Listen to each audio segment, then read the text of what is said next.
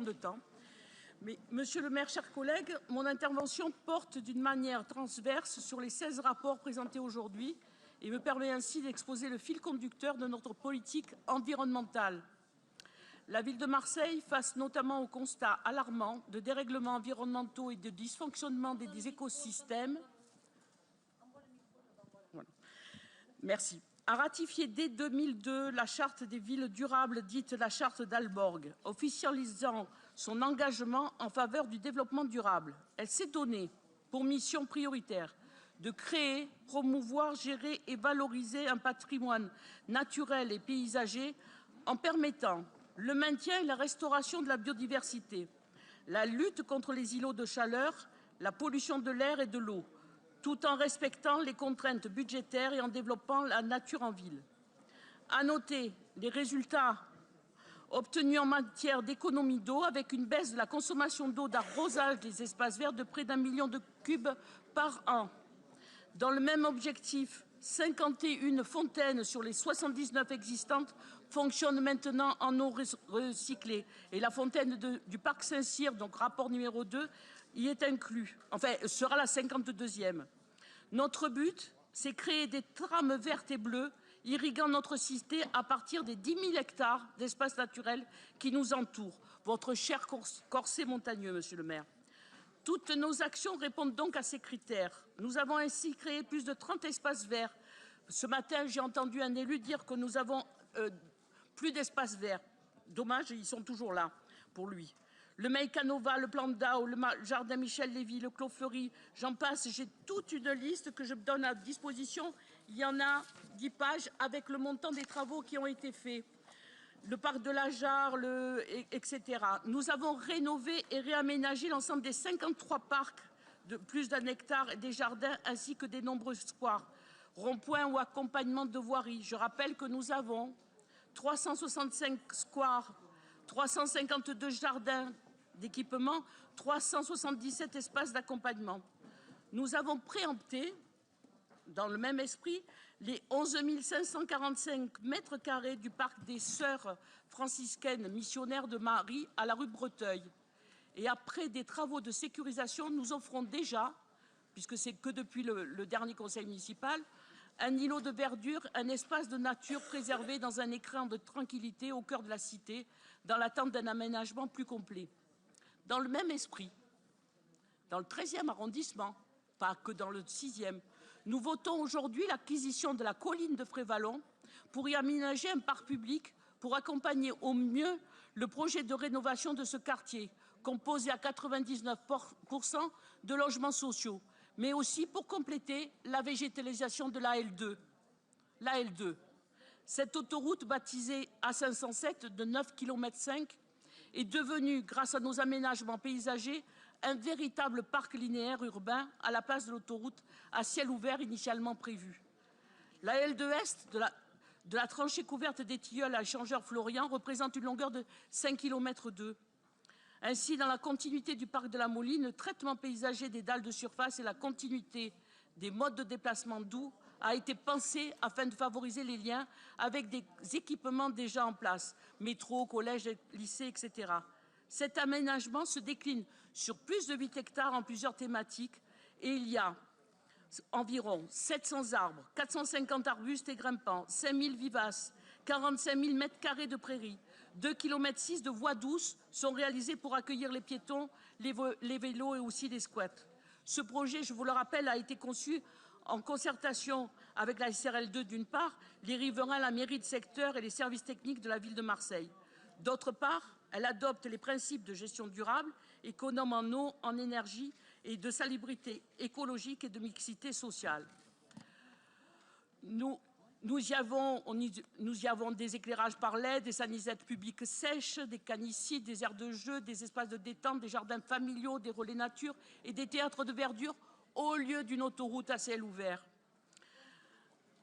La L2 Nord, c'est un autre sujet puisque celle-ci a été conçue dans le cadre d'un partenariat public-privé entre l'État et la SRL2 sur un périmètre contractuel comprenant à minima les aménagements de surface. À minima les aménagements de surface. Nous aurions pu nous en contenter. Mais après moult négociations, un relevé de décision valant accord a été trouvé entre la ville de Marseille, la SRL2, en août 2019, avec la présence de la métropole et des services de l'État. La SRL2 plantera enfin 300 arbres, enherbera 14 000 m² avec arrosage et fournira en vue d'une parfaite intégration paysagère du projet sans arbres aux collectivités dans le cadre des travaux connexes. Les travaux de parachèvement de la rocade, de cette rocade L2, sont quant à eux toujours en cours et la ville de Marseille et la métropole ont convenu de cofinancer un programme d'aménagement connexe destiné à parachever le projet de la L2.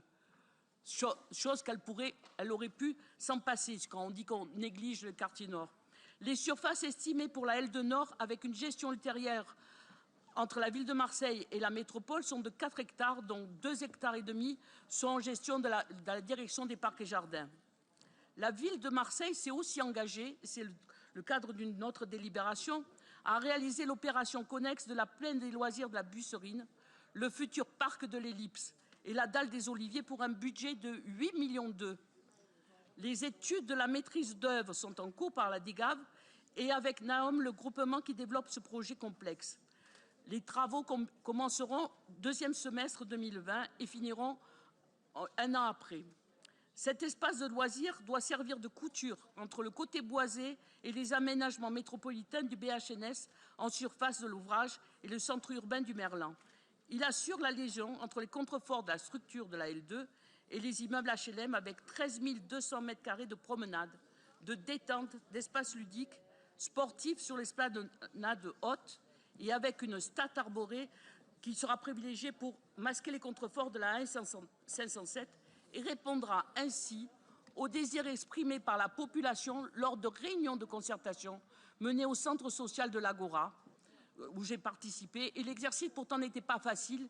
Et je dois remercier la DPJ, la DGAV et le groupement Naom et la politique de la ville pour leur implication et la qualité de leurs travaux.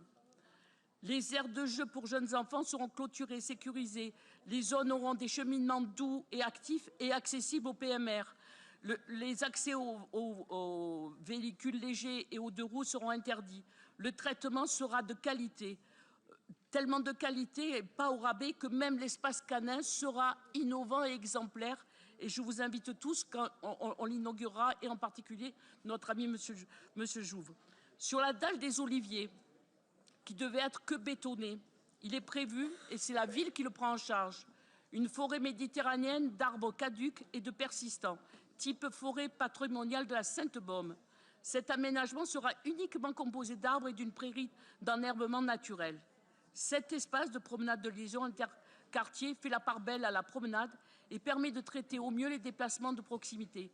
Il sera envisagé des vallonnements afin d'enrichir la perspective et le paysage. D'autre part, je pourrais vous parler aussi du domaine bastidaire de Montgolfier, qui date du XIXe siècle, dont le plan de gestion va nous permettre de retrouver un espace à la fois agricole, muséal, un outil pédagogique pour les scolaires en lien avec les universitaires. Une véritable Villa Médicis de la biodiversité, dixit M. Jourdan, l'architecte de la DRAC. Je pourrais vous parler de la création de l'agri-parc sur les piémonts de l'Étoile, au lieu et place de terrains urbanisés dans la ZAC des Hauts-de-Sainte-Marthe. De la voie douce le long des berges de l'Uvonne destinée à se prolonger jusqu'à la Valentine. De la végétalisation de nos rues et des délaissés de voirie grâce au visa vert. Je pourrais vous parler de la création des jardins familiaux collectifs, de l'augmentation du nombre d'agriculteurs sur notre territoire, de nombreuses initiatives citoyennes en faveur de l'environnement et que nous soutenons, de nos parcs écolabellisés. Nous sommes la seule ville du Sud à avoir des parcs écolabellisés. De notre patrimoine arboricole diversifié.